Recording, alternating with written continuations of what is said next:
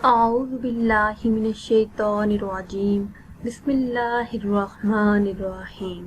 ناظرین و سامعین، ایک نئی ویڈیو کے ساتھ آپ کی خدمت میں حاضر ہیں۔ ہمارا آج کا وظیفہ 29 رمضان المبارک کا نہایت ہی مجرب اور خاص وظیفہ ہے۔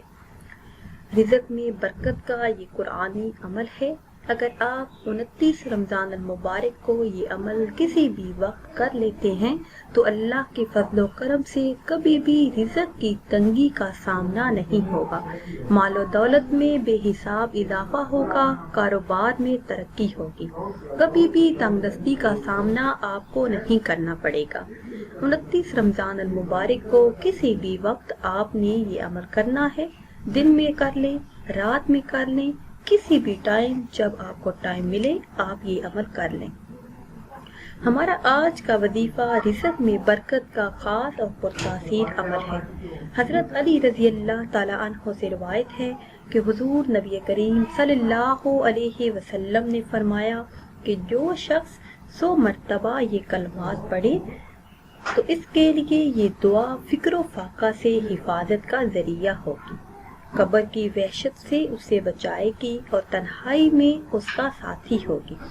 اس دعا کی برکت سے انشاءاللہ عز و جل ساری پریشانیاں دور ہو جائیں گی۔ یہ دعا پڑھنے والا گنا یعنی امیری ظاہری اور باطنی دونوں حاصل کرے گا، اور قیامت کے دن اس دعا کی برکت سے وہ جنت کے دروازے پر دستک دے گا۔ وہ مختصر دعا یاد کر لیجئے۔ اس دعا کو آپ نے نماز مغرب کے بعد 100 مرتبہ پڑھنا ہے۔ یہ عمل آپ دن میں یا رات میں کسی بھی وقت کسی بھی نماز کے بعد کر سکتے ہیں، مگر نماز مغرب کے بعد کریں گے تو اس کا فائدہ زیادہ ہوگا۔ ہر نماز کے بعد چاہیں تو بھی آپ یہ عمل کر سکتے ہیں۔ وہ دعا یہ ہے: لا الہ الا اللہ المالک الحق المبین۔ لا الہ الا اللہ المالک الحق المبین نہایت ہی مجرب اور مختصر عمل ہے۔ 29 رمضان المبارک کو دن میں کسی بھی وقت یہ عمل کر لیں تو انشاءاللہ مال و دولت میں اضافہ ہو۔ پیاری اسلامی بہنوں اور بھائیوں، قرآن پاک میں ماہ رمضان کو ماہ مراد بھی کہا گیا ہے۔ یہ بہت ہی عظمتوں والا اور برکتوں والا مہینہ ہے۔ اس مہینے میں روزانہ ایک دعا ضرور قبول ہوتی ہے۔